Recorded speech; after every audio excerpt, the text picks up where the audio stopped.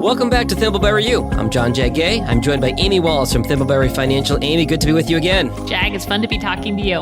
And we're talking about today the magic retirement number. Like, I feel like maybe people have a number they had of an even number like $1 million or $2 million or $3 million. Like, what is the magic retirement number? And is there such a thing as a magic retirement number like that you need to retire? Well, Jag, I'm going to use my favorite answer when I'm talking to you. So I bet you could answer for me. It depends. It depends? Yep. Okay, yeah. Yeah. So this is actually a question I've heard from many prospective clients over time. There was this old commercial, I don't know if you remember it, that talked about this, right? What's my number? Oh, is that the one where they're walking around? There's like a number walk over their heads as they're walking around? Yes, I do remember that commercial. A couple of years ago, I think. Yeah. Well, it scarred all of us. Not just the people in financial services, though we might be the most scarred, but it let people believe there is a number and that once they get to that number, they are fine. And everybody does have a number, and we can talk about that.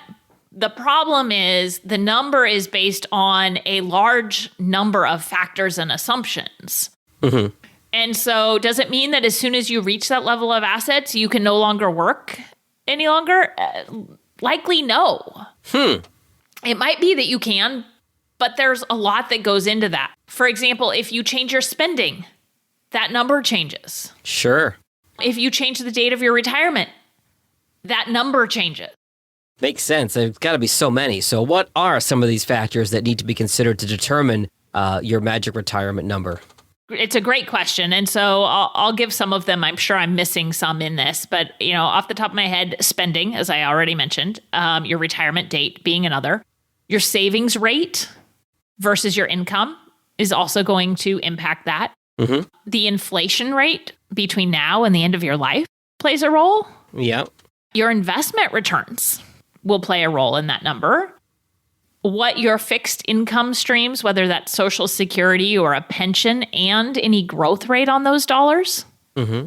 Your life expectancy. Sure. And really, truly how long you do live, more than just the life expectancy. And then where your money's saved and what your tax bill is as a result of where it's saved.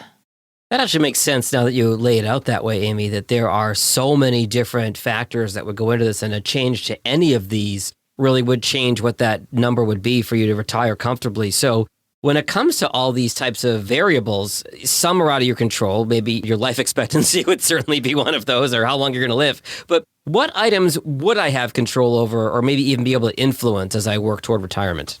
Oh, Jag, we have been doing these podcasts a long time if you're talking about control and influence. I love it. I love it. So spending.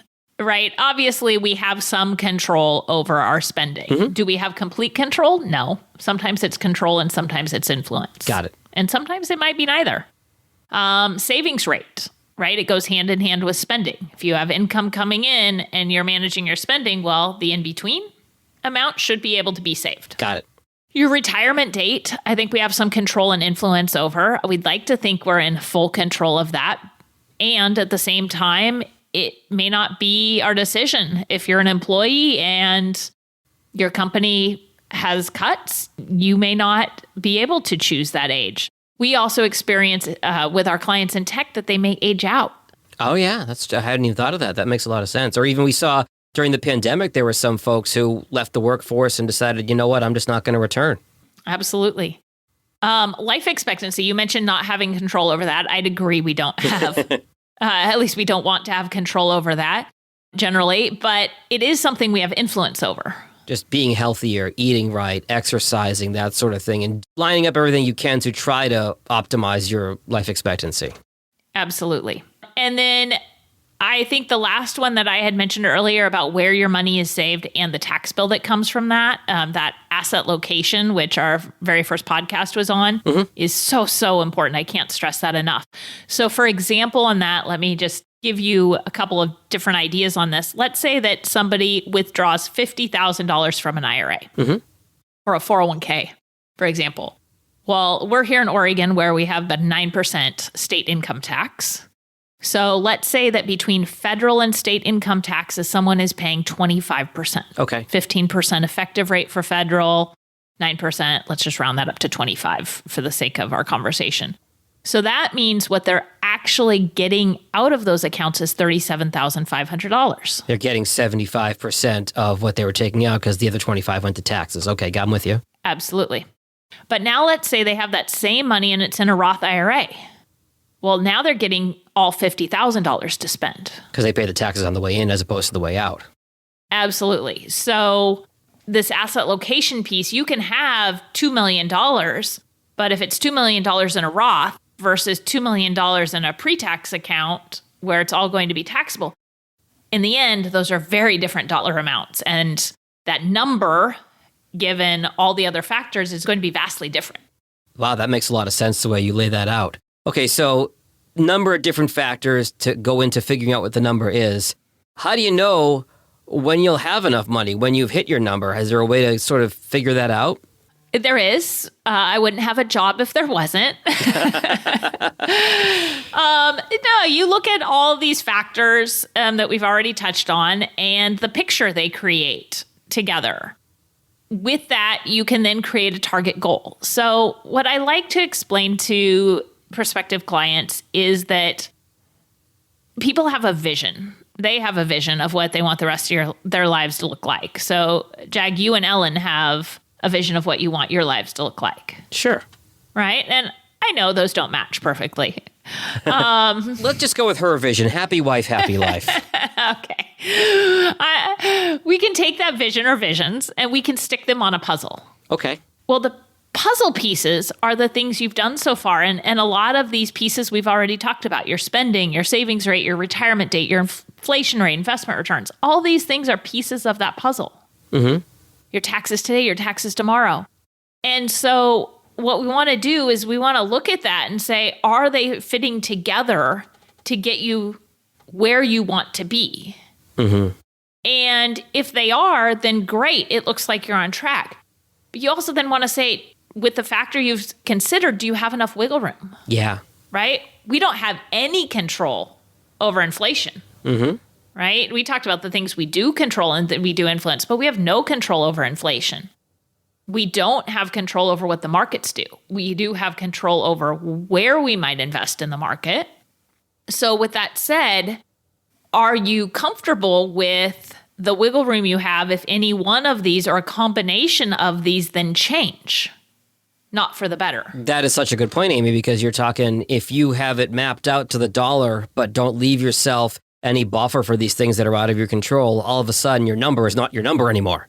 Absolutely. Anything else to add to the conversation as we start to wrap up here? I think given what you just said, the important thing here is that sometimes people say, oh, I'm already retired, so I don't need planning. I don't need to look at this. I already retired and I made the decision. And that could be true for some that they don't. But I think for the majority of people, they need it even more. Okay. And that's because if they get off track, if their number does change, right, they need to be able to adjust what they do have control or influence over to help get them back on track. And they need to do it sooner rather than later because there isn't the time to make up for it.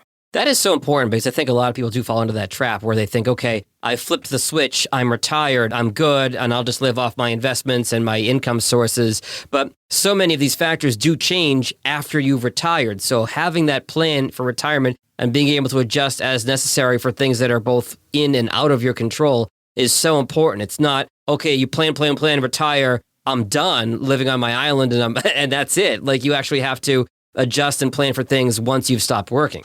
Absolutely. You have to check in on this and see if you're still okay.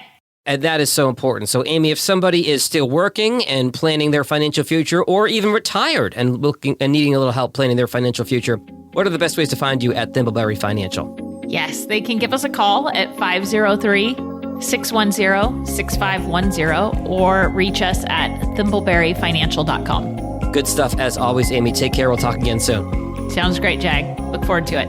Registered representative. Securities offered through Cambridge Investment Research, Inc., a broker-dealer, member FINRA SIPC. Investment advisor representative. Cambridge Investment Research Advisors, Inc., a registered investment advisor. Cambridge and Thimbleberry Financial are not affiliated.